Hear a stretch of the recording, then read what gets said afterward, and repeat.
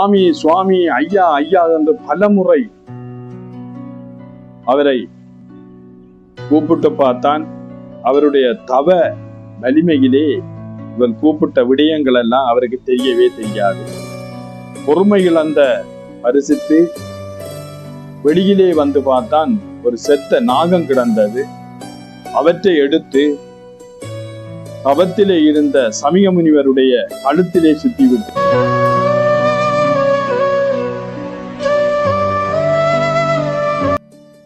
ஆன்மீக அன்பர்கள் அனைவருக்கும் எனது கேடி சிவம் விளக் என்கின்ற யூடியூப் சேனலின் ஊடாக வணக்கத்தை தெரிவிப்பதில் மனநிறைவடைகின்றோம்.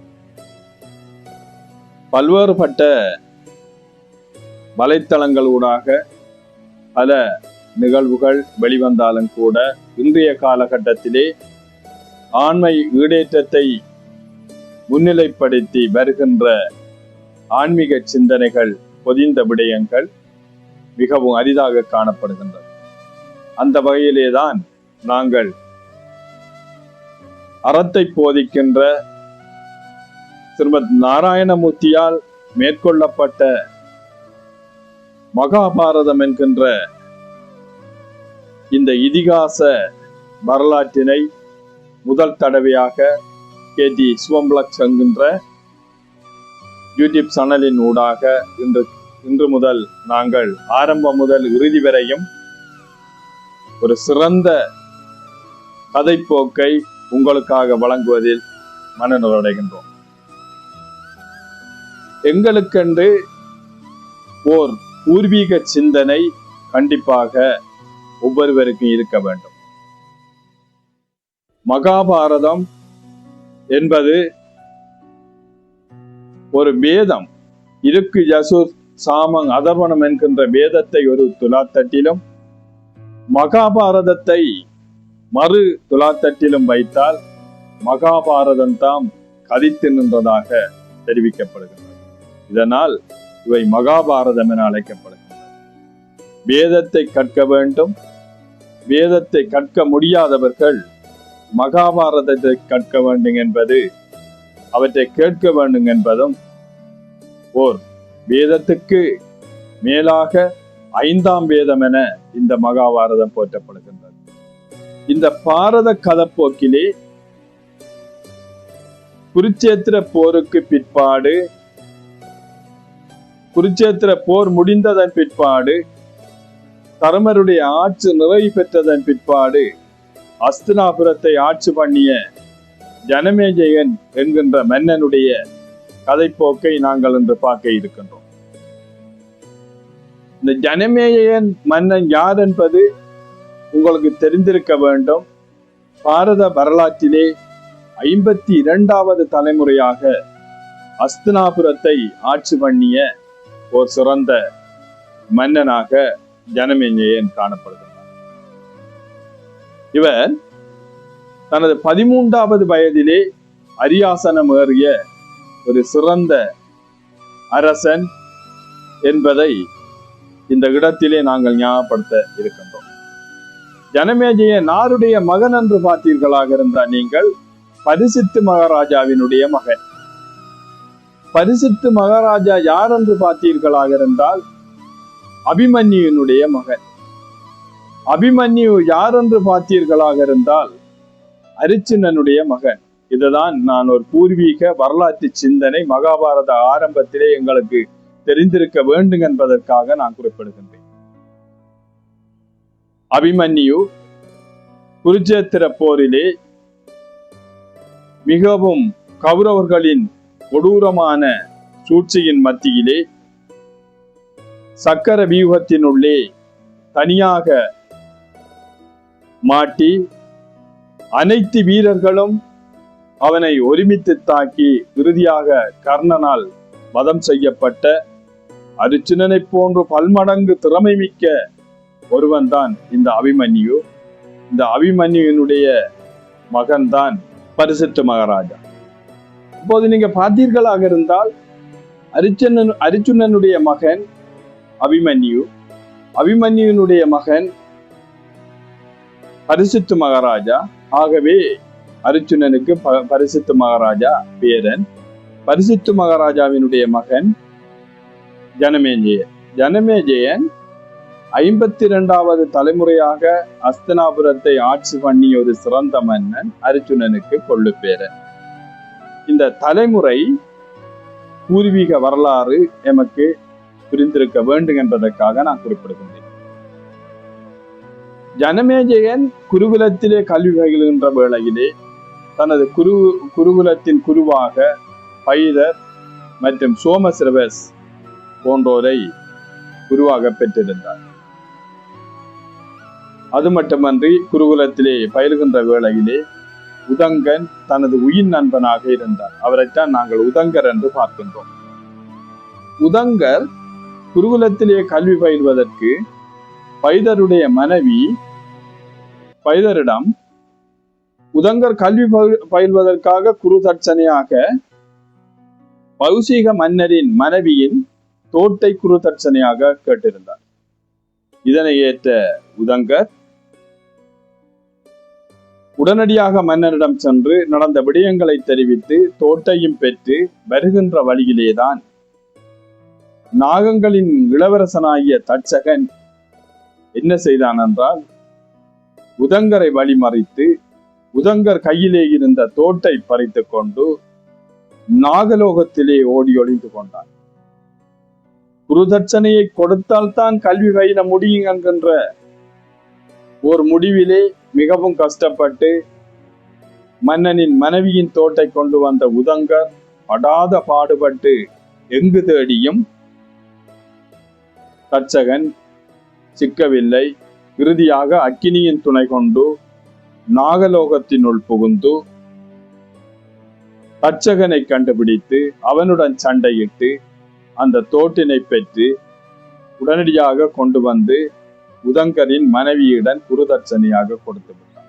அன்று முதல் உதங்கருக்கு நாகங்கள் என்றாலே பிடிக்காது. ஏனென்றால் வழியிலே பறிக்கப்பட்ட தோட்டை பெறுவதற்கு அவ்வளவு படாத பாடு இந்த தட்சகன் படுத்தி விட்டான். அதனால நாகங்களை அவருக்கு பிடிக்காது.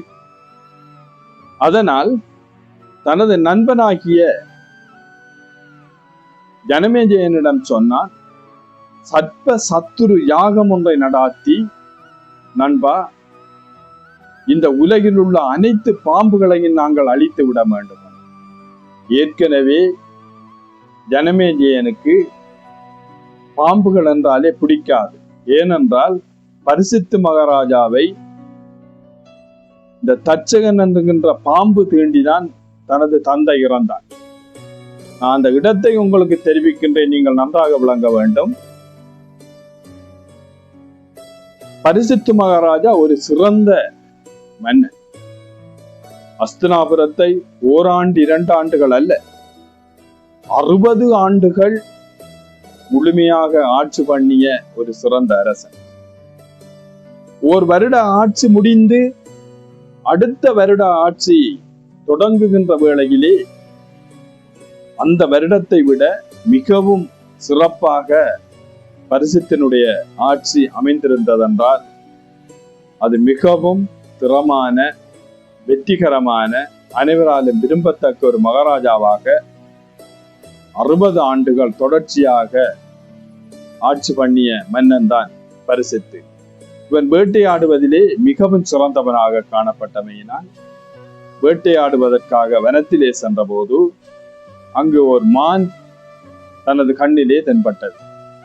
அந்த மானை துரத்தி பிடிக்க வேண்டும், அதனை கொண்டு விட வேண்டும் என்கின்ற ஒரு உத்வேகத்திலே பரிசுத்து துரத்தி செல்ல மானும் அங்கும் இங்குமாக எத்தனித்து மறைந்து கொண்டு அடர்ந்த காட்டினுள்ளே பரிசுத்தை இழுத்து சென்று மறைந்து விட்டது. அடர்ந்த காட்டினுள்ளே சென்ற பரிசுத்தால் வெளியில் வருவதற்கு திசை தெரியாமல் திகைத்து நின்ற வேளையிலேதான் அங்கு யாரிடமாவது கேட்டு நாங்கள் வெளியில் சென்று விட வேண்டும் என்பதற்காக பார்த்தால் அருகில் ஒரு ஆச்சிரமம் தெரிந்தது. அந்த ஆச்சிரமத்தினுள்ளே பரிசுத்து போய் செல்வதற்கான வழியை கேட்பதாக அங்கு சென்ற வேளையில் அங்கு அந்த முனி ஆழ்ந்த தியானத்திலே தவத்திலே இருந்து கொண்டிருந்தார். இவர் முனி இருக்கின்ற வேளையிலே இவன் பொறுமையா இரியாமல் அந்த சமிகர் என்கின்ற முனிவரை சுவாமி சுவாமி ஐயா ஐயா என்று பலமுறை அவரை கூப்பிட்டு பார்த்தான். அவருடைய தவ வலிமையிலே இவன் கூப்பிட்ட விடயங்கள் எல்லாம் அவருக்கு தெரியவே தெரியாது. பொறுமைகள் அந்த பரிசித்து வெளியிலே வந்து பார்த்தான். ஒரு செத்த நாகம் கிடந்தது. அவற்றை எடுத்து தவத்திலே இருந்த சமிக முனிவருடைய கழுத்திலே சுத்தி விட்டு வந்து விட்டான். எவ்வளவு வேண்டாத வேலை பாரு! வினையை விலக்கி வாங்குவது போன்ற செயற்பாடு. இந்த மகாபாரதம் எங்களுக்கு எதெல்லாம் செய்யக்கூடாதோ, எதெல்லாம் தவிர்க்கணுமோ அதெல்லாம் அறத்தின் வாயிலாக போதிக்கின்றது. ஒரு முனியின் தவத்தை கலைத்தால் ஒரு பாம்பு தீண்டி இறப்பதற்கு நிகர் என்பதற்கு எடுத்துக்காட்டான ஒரு செயற்பாடு. சுத்தி விட்டு வந்ததுக்கு பிற்பாடு அந்த பாம்பு சுத்தினது கூட சமிக முனிவருக்கு தெரியவில்லை. பரிசித்து வந்து விட்டார். அதற்கு பிற்பாடு சமிக முனிவருடைய மகன் சிரிஞ்சி முருகன் முனிவர் இந்த உலகத்திலே மிகப்பெரிய கோபக்காரன். துருவாசரை போல மிகப்பெரிய கோபக்காரன். எடுத்ததற்கெல்லாம் சாபம் அளிக்கின்றவன். அவனுடைய இளமைக்கும் முனிமைக்கும் ஏற்ற வகையிலான ஒரு கோபக்காரனாக சிரிஞ்சி முருகன் முனிவர் காணப்பட்டார். அங்கு வந்து பார்க்கின்றான். தனது தந்தையின் கழுத்திலே ஒரு செத்த பாம்பு கிடப்பதை கண்டான். சிரிஞ்சி முனிவனால் நிற்க முடியாத அளவுக்கு அவனுடைய கோபம், கண்கள் எல்லாம் சுவந்து கடு கோபம் வந்து விட்டது. சீடர்களை அழைத்து கேட்டான், யார் இந்த வேலையை பார்த்தது? சீடர்கள் சொன்னார்கள், பரிசித்து மகாராஜா தான் ஆச்சிரமத்துள்ளுள் சென்று விட்டு சென்றார் என்று சொன்னார். பரிசித்திர வேலைதானா இது என்று மிகவும் கோபப்பட்ட சிரிஞ்சி, இந்த சிரிங்கி முனிவன் தனது கோபத்தை அடக்க முடியாமல் நடுங்கினான். அந்த வேளையிலேதான் கோபம் தாங்க முடியாத இந்த சிரிங்கி, இந்த உலக நன்மைக்காக எவருக்குமே துன்பம் இழைக்காத எனது தந்தை ஒரு உயர்ந்த தபசீலன் என்றும் பார்க்காமல், தவத்தில் இருக்கின்ற ஒரு முனி என்றும் பார்க்காமல் எனது தந்தையை கழுத்திலே செத்த பாம்பை சுத்தி கேவலப்படுத்திய இந்த பரிசித்து இதே அரவம் 7 நாட்களுக்குள் தீண்டி இவன் மரணித்து விடுவான் என சாபம் அளித்தான். அது கூட தியானத்தில் இருந்த தனது தந்தைக்கு தெரியவில்லை. தனது தியானத்தை கலைத்து கண்முழித்த வேளையிலே சிவந்த கண்களுடன் மகன் மிகவும் கோபமாக நிற்பதைக் கண்டு, மகனே ஏன் கோபமாக இருக்கின்றாய், என்ன நடந்தது என்று கேட்டார். அப்போதுதான் அவருக்கு விடயமே தெரிகின்றது. பரிசித்து மகாராஜா இங்கு வந்து வேட்டைக்கு வந்தவர், எதுவுமே செய்யாத உங்களுடைய கழுத்திலே செத்த பாம்பை சுத்தி விட்டு சென்று விட்டார். அதனால் இதே அரபம் தீண்டி 7 நாட்களுக்குள் மரணிக்க வேண்டும் என்று நான் சாபம் அளித்து விட்டேன் என்று சொன்னார். ஐயோ, அவன் சிறந்த மன்னனாயிட்டே, அவன் தெரியாமல் இந்த வேலையை பார்த்திருந்தாலும் நீ எவ்வாறு இவ்வளவு கொடூரமான இந்த சாபத்தை நீ அவனுக்கு வழங்குவாய்? அதற்கு சாப விமோசனம் ஏதும் இல்லையா என்று கேட்டார் சமிகர். இந்த வேண்டாத வேலையை பார்த்த பரிசத்துக்கு அது வேண்டும் என்று தெரிவித்தான். இதற்கு மேல் வழியில்லை என நினைத்த சமிகர் தனது சீடனை அழைத்து பரிசித்து மகாராஜாவின் அவைக்கு சென்று நடந்த விடயத்தை தெரிவித்து விட்டு வா என அனுப்பினார். சீடனும் சென்று பரிசித்திடம் நடந்த விடயத்தை தெரிவித்ததும் மரணம் 7 நாட்களுக்குள் நிகழ்ந்து விடும் கண்ணுக்கு முன்னே என்பதை உணர்ந்தார் பரிசித்து. அந்த வேளையிலேதான் 13 வயதாக இருந்த இளம் சிறுவனாக இருந்த ஜனமகாராஜனை ஆட்சி பீடத்திலே அமைத்துவிட்டு ஒற்ற தூணிலே 7 சுத்து கோட்டை அமைத்து உள்ளே இருக்கின்ற அறையினுள்ளே காற்று நுழையா வண்ணம் புகுந்து பூட்டிக் கொண்டார்.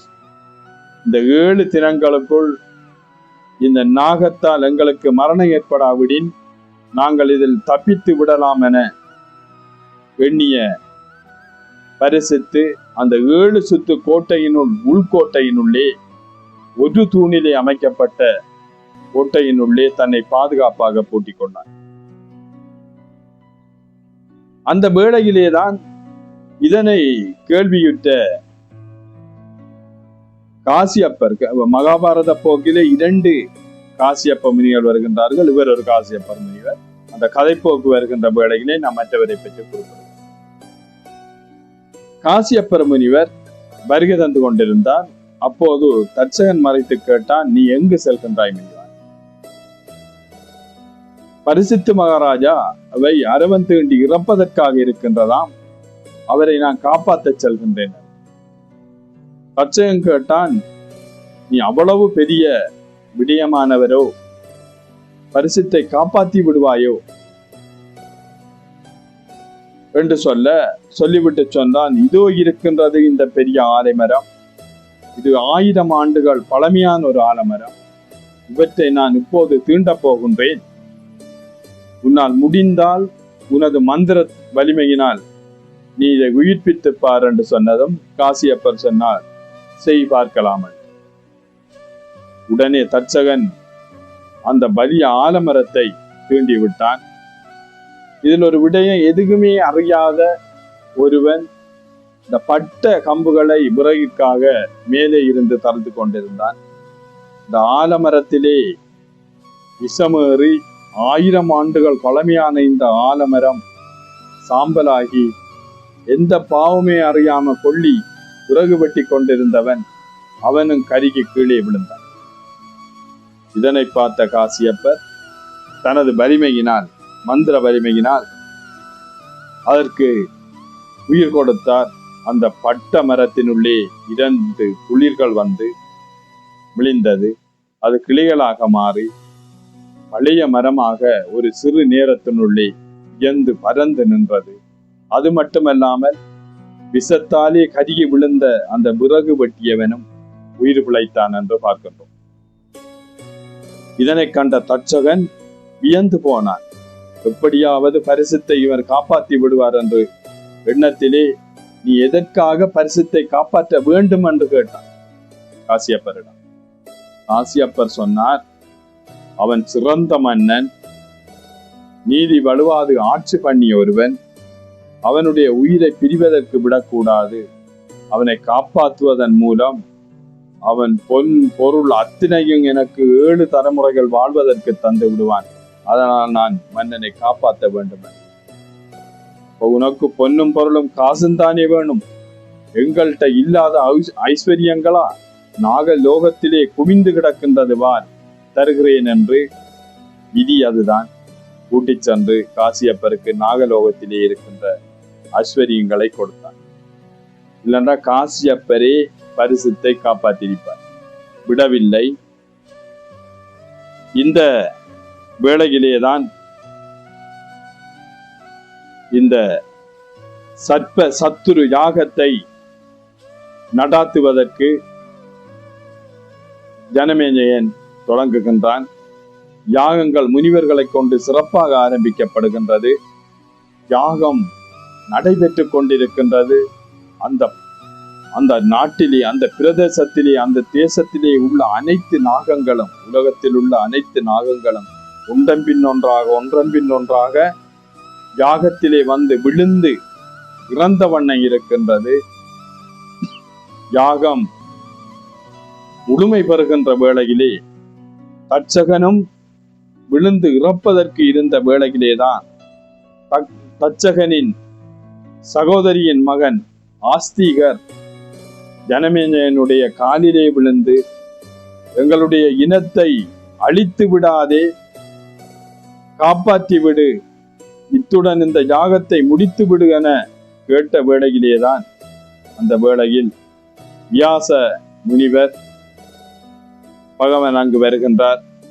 வியாச பகவான் வந்து கேட்கின்றார், ஜனமேஜயா, ஒரு நாகம் தீண்டியமையினால் 1000 நாகங்களை நீ அழிப்பது தர்மமா? இந்த யாகத்தை நிறுத்திவிடப்பா, நீ இது போதும். இன்னும் உனது எண்ணம், இந்த வேகம் குறையவில்லையா? இது அதிகபட்சமான பாவம் அல்லவா என்று கூறியதும் ஆஸ்திகர் உடைய வேண்டுகோளுக்கிணங்கவும் வியாச பெருமானுடைய வேண்டுகோளுக்கிணங்கவும் ஜனமேஜயன் யாகத்தினை நிறுத்தி முடிவுக்கு கொண்டு வருகின்றான். அதனால் தட்சகன் உயிர் பிழைக்கின்றான். முடிந்ததும் வியாச பகவானுடன் ஜனமேஜயன் கேட்கின்றான், பகவானே, என்னால் எனது தந்தையின் இழப்பை தாங்க முடியவில்லை. என்னவெல்லாம் நான் செய்து பார்க்கின்றேன், எனது மனம் ஆறுதல் அடையவில்லை. இந்த மகாபாரத யுத்தம் ஏன் வந்தது? அண்ணனும் தம்பிக்கும் உரிய குழந்தைகள் பிள்ளைகள் ஏன் சண்டை பிடித்தார்கள்? என்ன நடந்தது என்கின்ற இந்த மகாபாரத்தை எனக்கு முழுமையாக கூறும்படி வியாச பெருமானுடைய கேட்ட வேளையிலேதான் வியாசர் சொல்வதற்கு நேரமல்லாமல் தனது 4 சீடர்களுக்குள்ளே மிகவும் சிறப்பான வைசாம்பகரை வைத்து மகாபாரதத்தை சொல்ல தொடங்குகின்றார். இன்றைய பகுதி ஒன்றிலே ஜனமேஜயனுடைய தலைமுறை ரீதியான வரலாற்றை சுருக்கமாகவும் எளிமையாகவும் உங்களுக்கு விளங்கக்கூடிய வகையிலும் மகாபாரதத்தின் போக்கிலே உங்களுக்கு தெரியப்படுத்தியிருக்கின்றோம். இதிலே வருகின்ற பாரத படைப்புகள் அனைத்திலும் வருகின்ற பாத்திரங்களும் கதைகளும் சுவாரஸ்யம் மட்டுமல்லாமல் என் பெருமான் கிருஷ்ணருடைய பாதங்களை அடைவதற்கான தர்ம வழியாக இந்த 5வது வேதமாக போற்றப்படுகின்ற மகாபாரதம் எமக்கு வழித்துணையாக இருக்கின்றது. எல்லாம் வல்ல பகவானுடைய அனுக்கிரகத்திலே இதனுடைய தொடர்ச்சியை நாளை முதல் நாங்கள் வழங்க இருக்கின்றோம். உங்களால் முடிந்த ஆதரவை தாருங்கள். ஆன்மீக அன்பர்களே, தொடர்ச்சியாக இந்த போக்கை பாருங்கள். உங்களுக்கு முழுமையான மோட்சத்திற்கான வழியை இந்த 5ஆம் வேதமான மகாபாரதம் உங்களுக்கு சிறப்பாக காட்டும் என நான் இந்த வேளையில் தெரியப்படுத்தி விடைபெறுகின்றோம். நன்றி.